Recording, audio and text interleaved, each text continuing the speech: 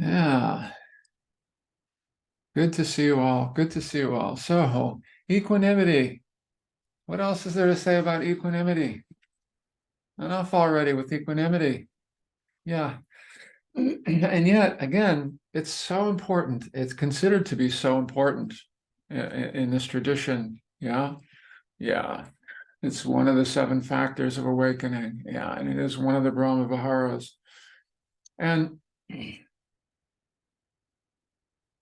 it's considered to be a very important practice, a very important state of mind, a more balanced state of mind.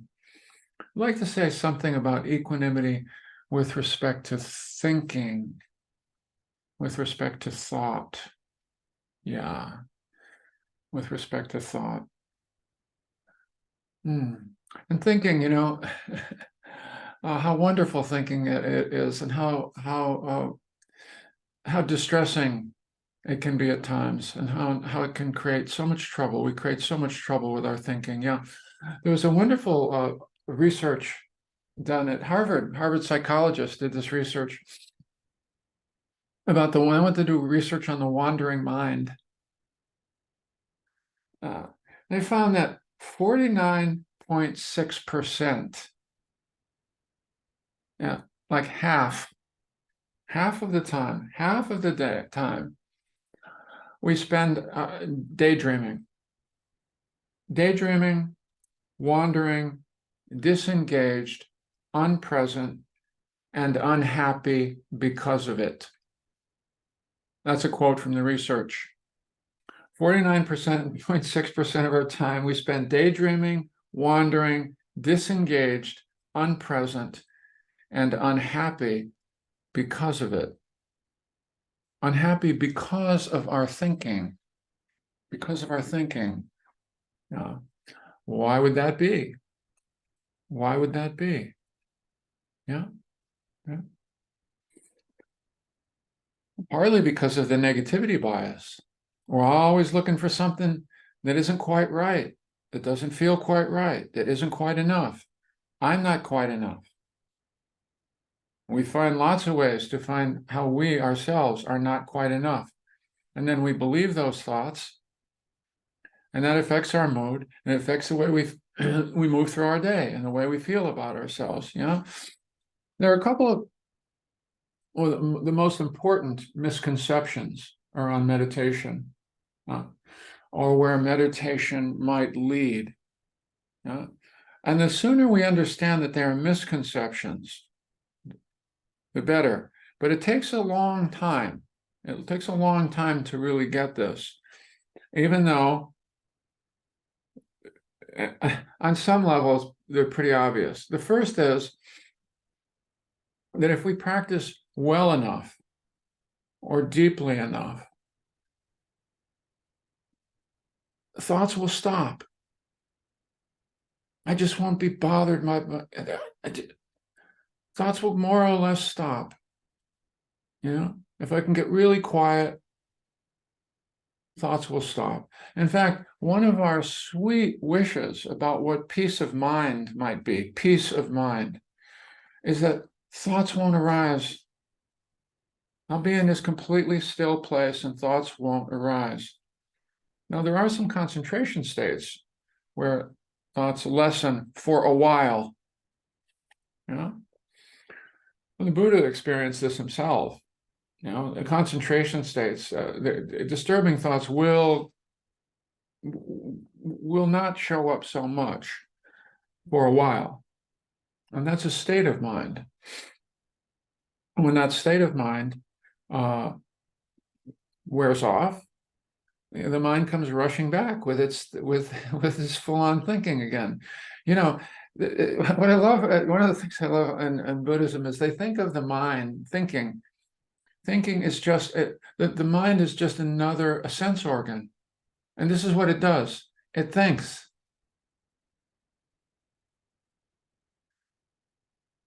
We wouldn't want to stop hearing. We wouldn't want to stop seeing. Why would we want to stop thinking?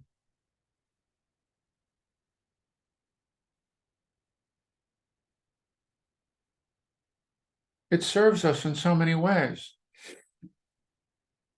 And yet thinking causes us a lot of trouble. The other misconception is that if I'm a really good meditator, if I'm sincere, and I really adhere, I really take this seriously, and I really want to cultivate my life in this direction, that I will only have good thoughts. I will only have lovely thoughts. I will only have pure thoughts, kind thoughts, loving thoughts. And that's another misconception. The sooner we come to terms with these two things, number one, thinking will not stop, nor should it. And then we will not only have good thoughts, the thoughts that we identify as good thoughts, the thoughts that we like. It's no different than in any other sense organ. We are wired to move toward the pleasant, to move away from the unpleasant. And it's the same in the thought world. And we do that without even thinking. We just do that. We have partitions in our mind about these are the thoughts I like, these are the thoughts I don't like, and these other thoughts are not me at all.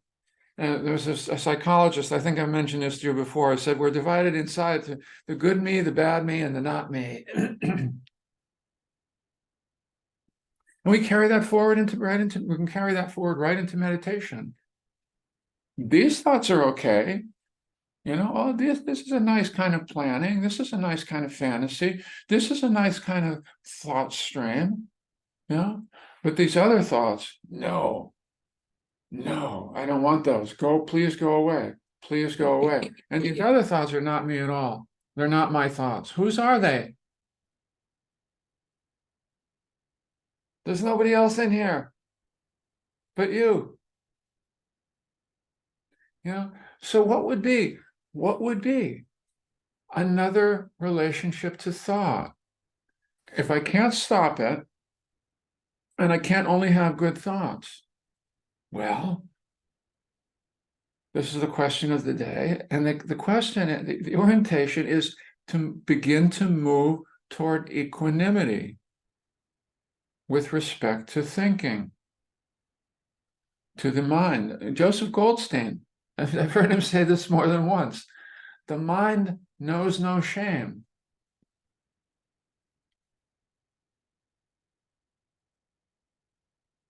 Thoughts come and go of all kinds. We have angry thoughts. We have lustful thoughts. We have all kinds of wild, unkempt thoughts, untrained thoughts, nasty thoughts. Also are part of the landscape of this being human. But we've gotten so clear about our partitioning. No, yes to this, no to that.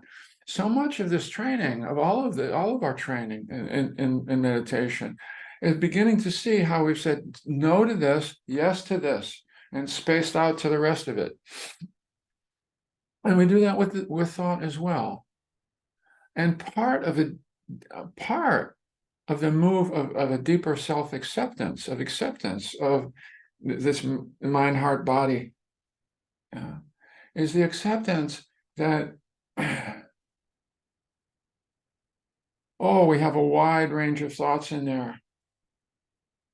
And it's not because we're not good people that we have dark thoughts. You see? The thoughts, I won't share that with anybody. Yeah, we have those. Guess what, though? You're not alone there. You see? The thing is that, too, is part of common humanity. It's part of common humanity to have those kinds of thoughts, to want to bury those kinds of thoughts, to not want to tell anybody about those kinds of thoughts. That's all part of common humanity. And then we gradually can begin to learn to soften around all of it, make room for it. Doesn't mean we're going to have to identify with every thought and act out every thought, my goodness.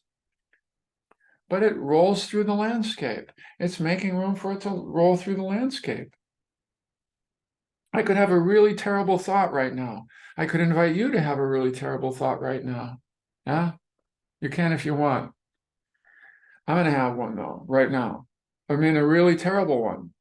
A really terrible one. Ready? Oh, that was bad. That was bad. But here's the thing. I don't believe it.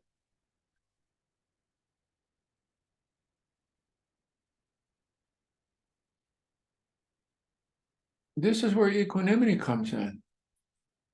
It's just an ephemeral thought rolling through the landscape. It's when I go, oh no,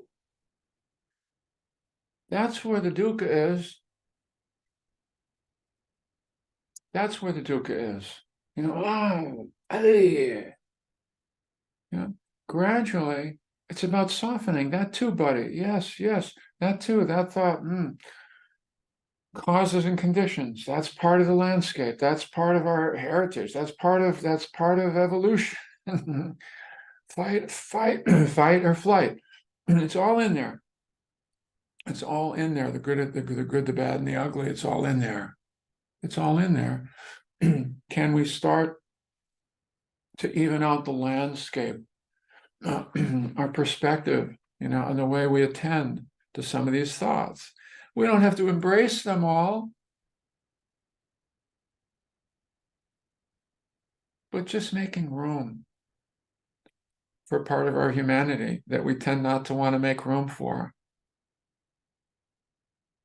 Yeah, that's part of the direction of equanimity with regard to thinking. And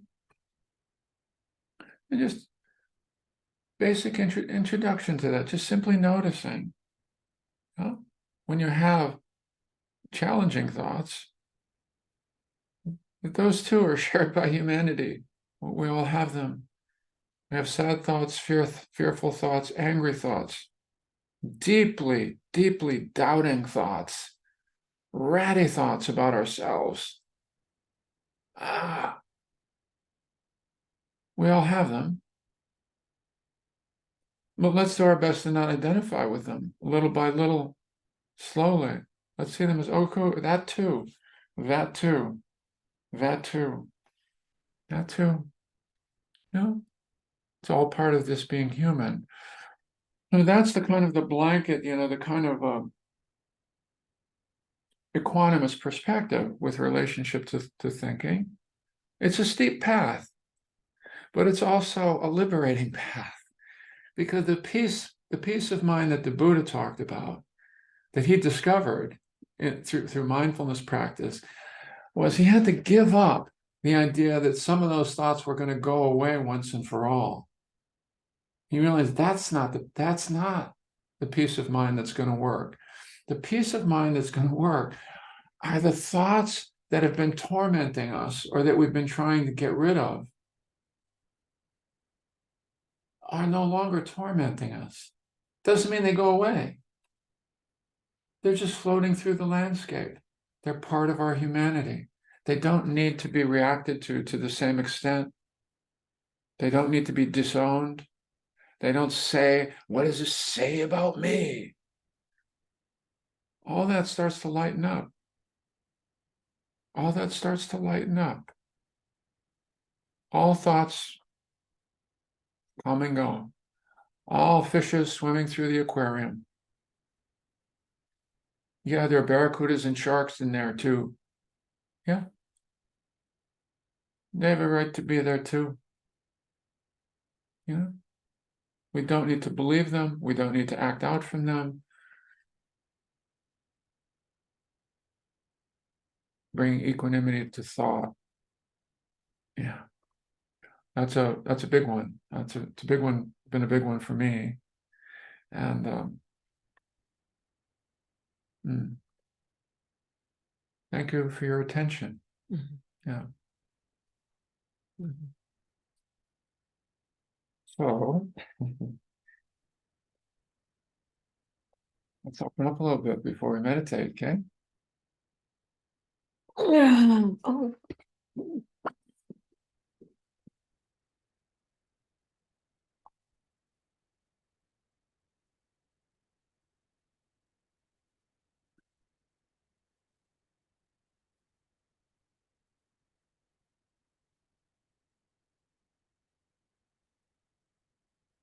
Hmm.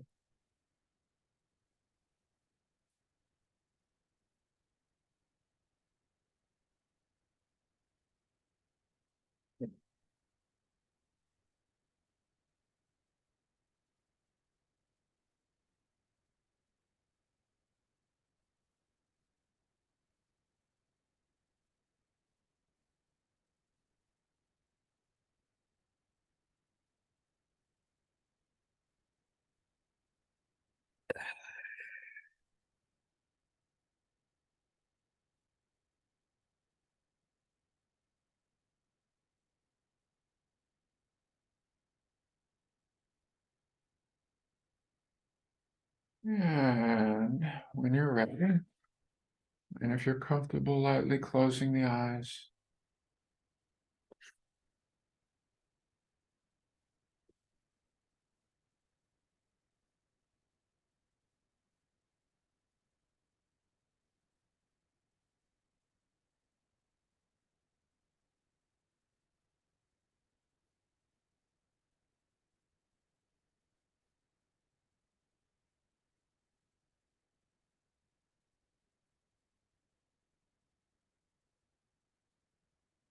Maybe a couple of deeper than usual breaths.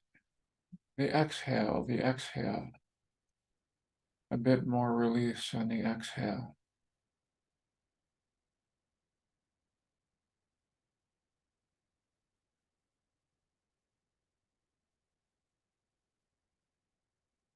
Orienting towards settling.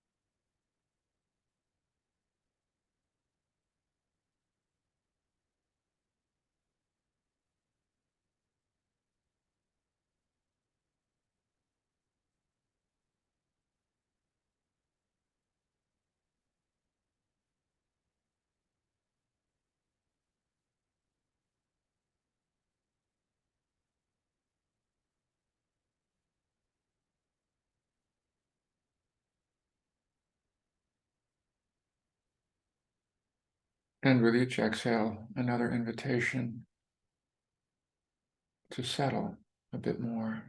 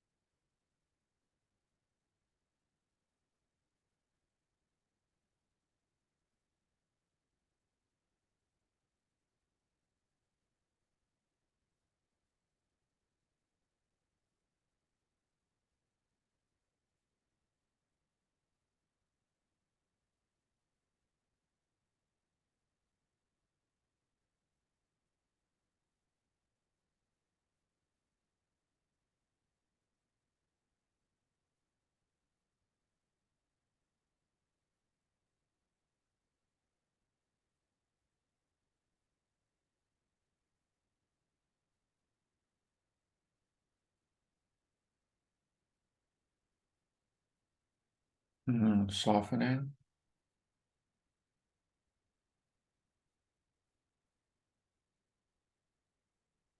and allowing.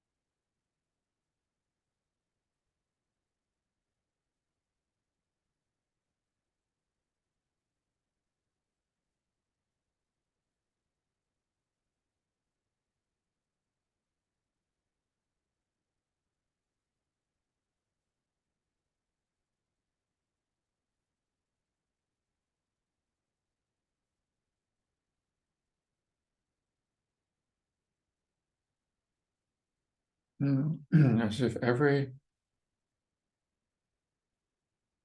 single moment of experience, everything that is arising here in this meditation session has a right to be there.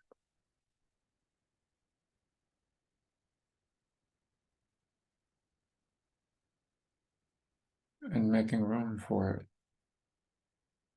to arise and pass through the landscape.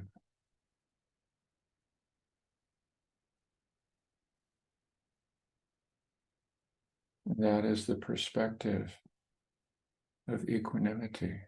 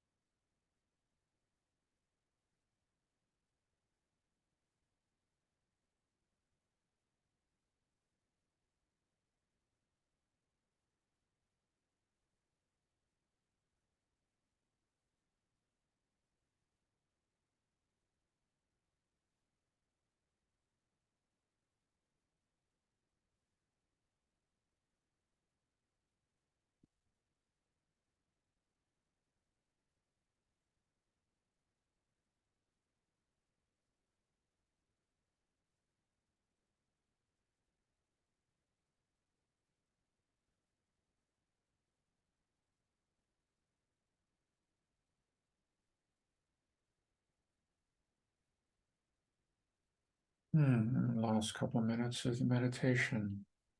Maybe settling back a bit more.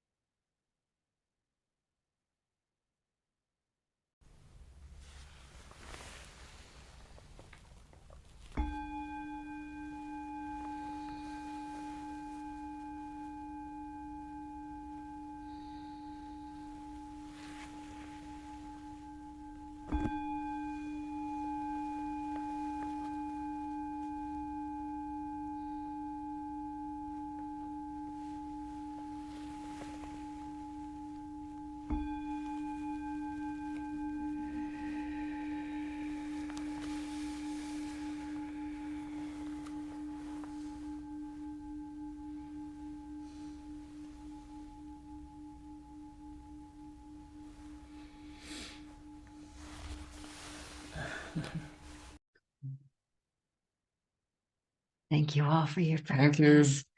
practice.